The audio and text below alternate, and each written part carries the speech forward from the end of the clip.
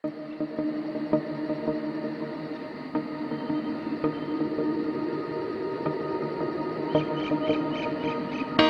sonho meu que eu tive, não só meu, mas acho que todo bugrino sempre teve, de ver esse bandeirão do tamanho do tobogã, do tamanho da nossa torcida.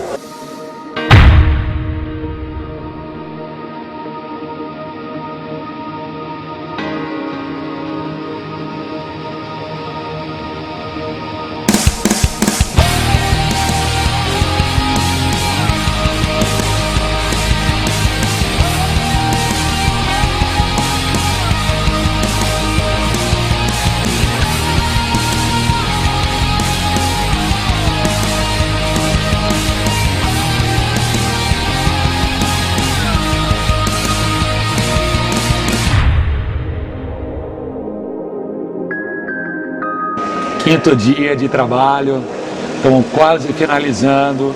Muito provavelmente a gente acaba hoje a costura do nosso sonho.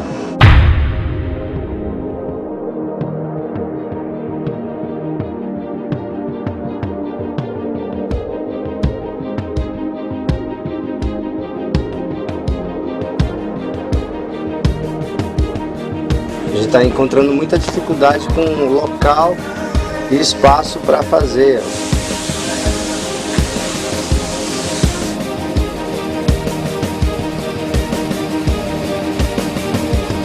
Falei pro Marcos que eu não vou desistir também, eu vou até o fim.